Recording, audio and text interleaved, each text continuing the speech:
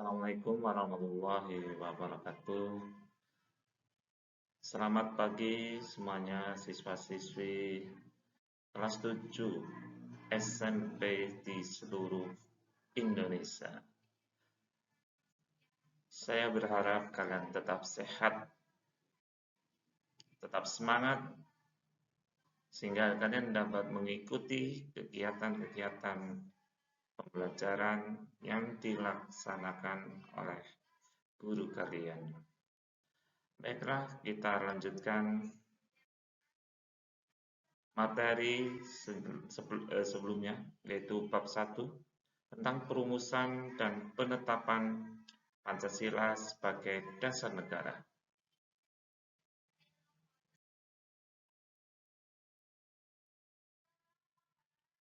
Di sini saya akan membahas tentang perumusan dan penetapan Pancasila sebagai dasar negara dengan subtema perumusan dasar negara.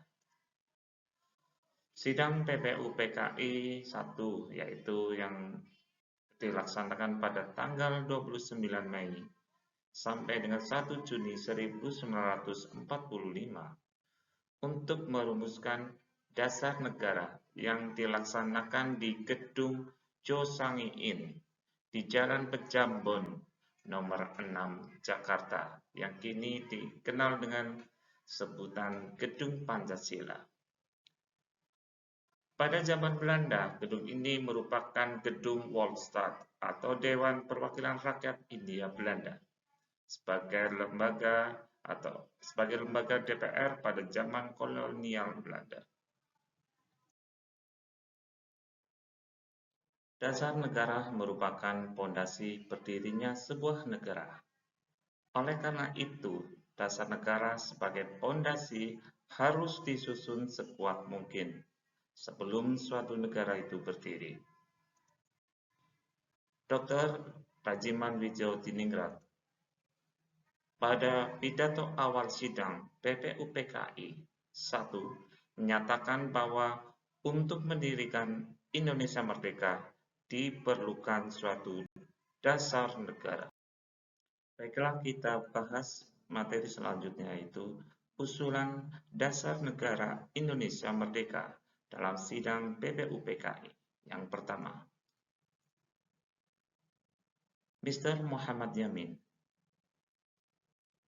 Pada tanggal 29 Mei 1945, secara lisan, Muhammad Yamin mengusulkan dasar bagi negara Indonesia merdeka, yaitu 1.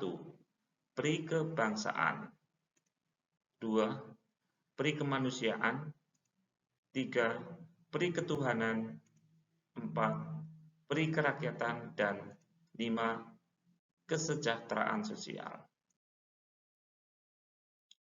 Setelah selesai berpidato, Muhammad Yamin menyampaikan konsep dasar negara Indonesia merdeka secara tertulis kepada ketua sidang.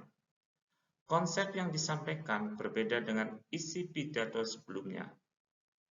Asas dan dasar Indonesia merdeka secara tertulis menurut beliau adalah ketuhanan yang Maha Esa, kebangsaan persatuan Indonesia, rasa kemanusiaan yang adil dan beradab,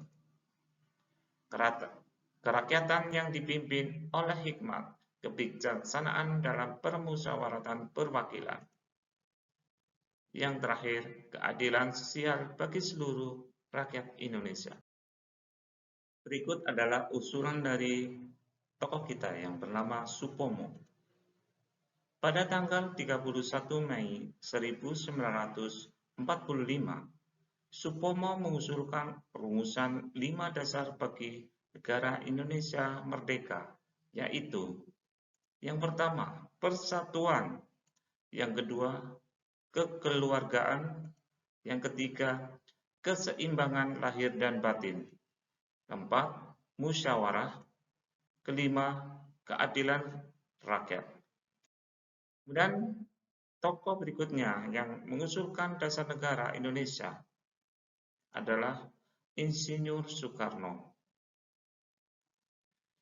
Pada tanggal 1 Juni 1945, Insinyur Soekarno mengusulkan berbentuk Philosophic Grondslag atau Weltanschauung. Filosofi Grondslag atau Weltanschauung adalah fundamental filsafat pikiran jiwa, hasrat yang sedalam-dalamnya untuk di atas didirikan Indonesia merdeka yang kekal dan abadi. Isi rumusan dasar negara dari Insinyur Soekarno adalah: yang pertama, kebangsaan Indonesia; yang kedua, internasionalisme dan peri kemanusiaan; ketiga, mufakat dan atau demokrasi; keempat, kesejahteraan sosial; dan yang kelima adalah ketuhanan yang berkebudayaan. Insinyur Soekarno menyampaikan bahwa kelima dasar negara tersebut bukan dinamakan Pancadharma. Atas petunjuk seorang teman ahli bahasa, rumusan dasar negara tersebut dinamakan Pancasila. Sila artinya azas atau dasar, dan di atas kelima dasar itulah mendirikan negara Indonesia yang kekal dan abadi. Baiklah, kita simpulkan untuk materi hari ini.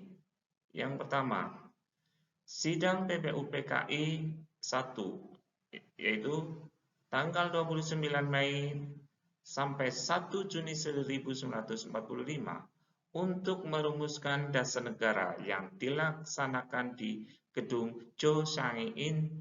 Pada zaman Belanda, gedung ini tersebut merupakan Gedung Volksstraat dan sekarang disebut dengan Gedung Pancasila. Pada tanggal 29 Mei 1945, Mr. Muhammad Yamin mengusulkan rumusan dasar negara dalam dua bentuk, yaitu usulan secara lisan dan usulan secara tertulis. Pada tanggal 31 Mei 1945, Mr. Supomo menyampaikan usulan rumusan dasar negara.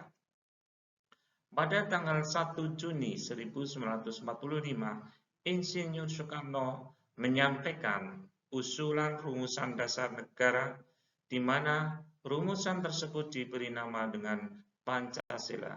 Sekian untuk pertemuan kali ini, semoga bermanfaat.